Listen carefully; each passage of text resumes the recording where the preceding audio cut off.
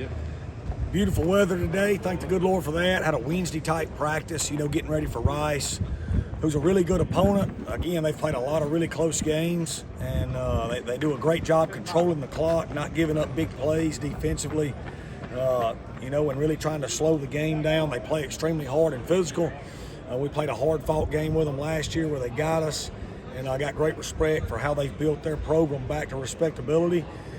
And, we're in the middle of recruiting right now and preparing for a bowl game, which is great. Something this program's got to get back to getting used to. We're going to do that every year from here on out. And, we're excited to be back in the bowl season and getting our program back on that stage where it's supposed to be. We've got to continue to prepare the right way where we can put our best foot forward and try to win a bowl game, something that's not happened here in a long, long time. So with that, I'll open it up.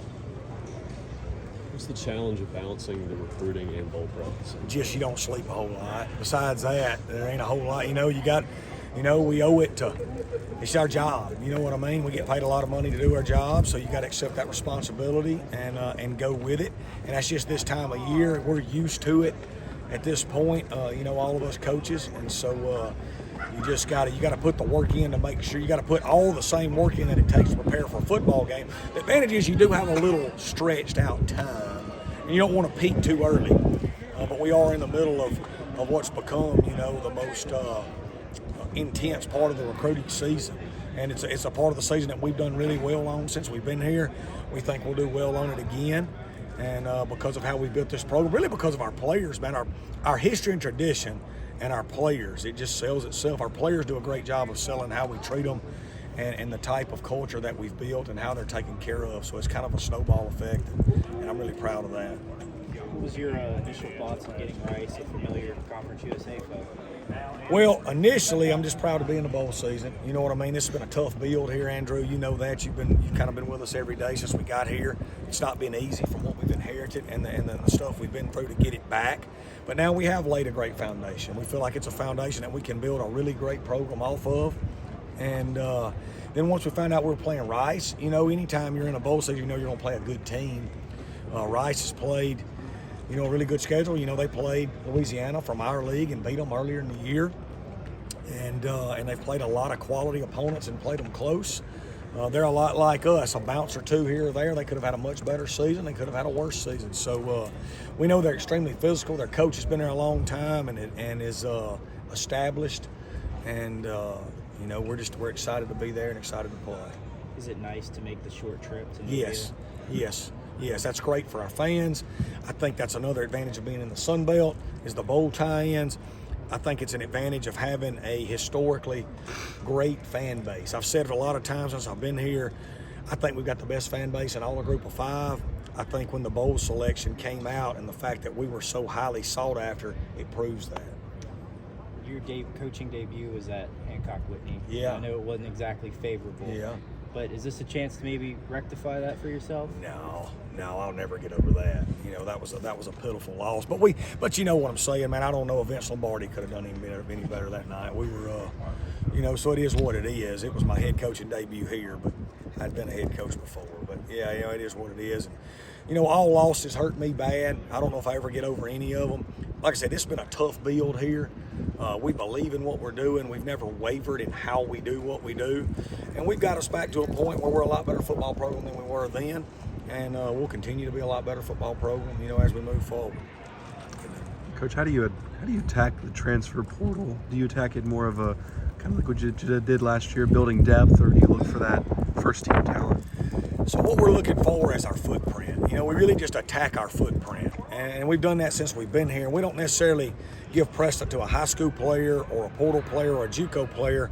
We just really want to make sure if a kid is from our area that we give him preferential treatment. And we've done that since we've been here. There's some areas where we need some older guys, so we have to address that as it comes. Like last year, we needed older D linemen. This year we're losing a few older linebackers, a few older DBs, so we'll need to get some older guys in those areas. But we're just looking for really good players and really good kids in our area. And usually it works out to where it's about a 60-40 mix one way or the other with high school kids and transfer kids. It'll be that every year as long as we're here with the way college football is moving now. How many guys do you hope to sign in the early period? Do you know a number? I can't answer that because I don't know how many people are staying. You know what I mean? Like everything's fluid. I used to in college football, I could give you an exact number right now. Right now, I would have to give you a fluctuating number with about a plus-minus differential of 7. You know, so because of you got to project. You got to project who you think's going to stay and who you think's going to leave, and it's too early to tell that right now.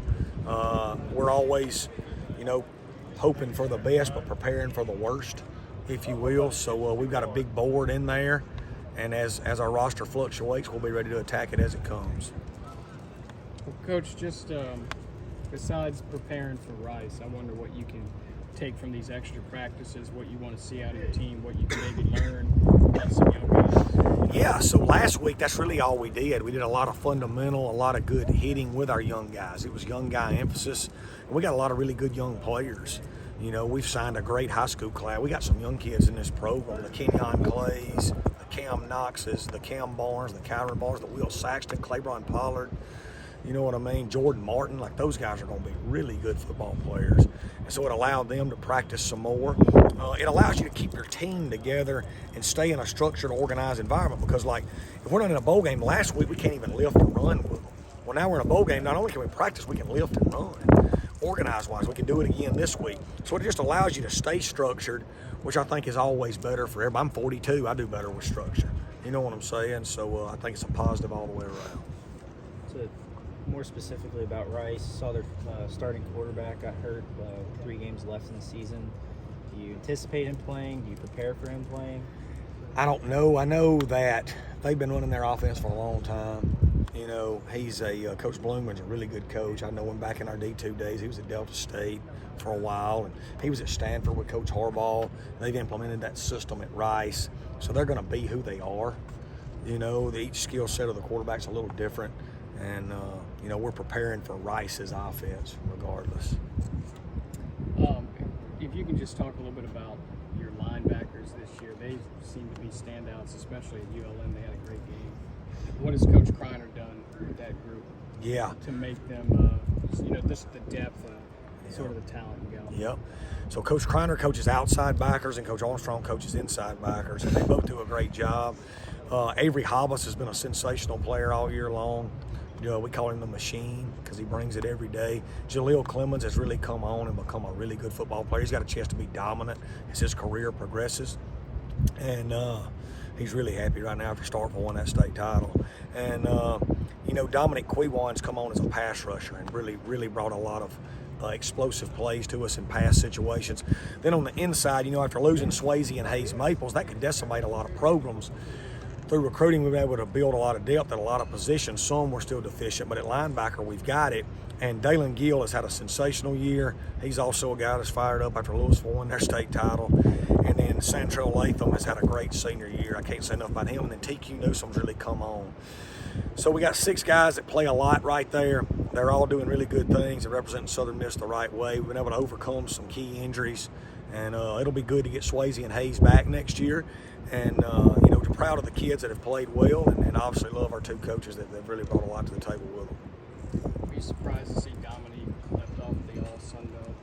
Not even mentioned. Man, I don't get into that. Everybody's got their opinion and votes who they think they won't vote for. You know what I mean? I tell our kids all the time, you never let the opinion of somebody you don't know or wouldn't take advice from affect you. If I wouldn't take advice from somebody, I dang sure wouldn't take criticism from them. And, it is what it is. We love Dom. We're glad he's a Golden Eagle. I'm proud of him. He's a graduate. He's come a long way in his life from a guy that moved to the United States to Minnesota. He's got a wonderful mother with a beautiful smile, and she's so proud of him. And he's got a bright future outside of football as well. Hayes and Swayze likely to come back next year? I think so. Yeah. Anything else? Appreciate y'all guys.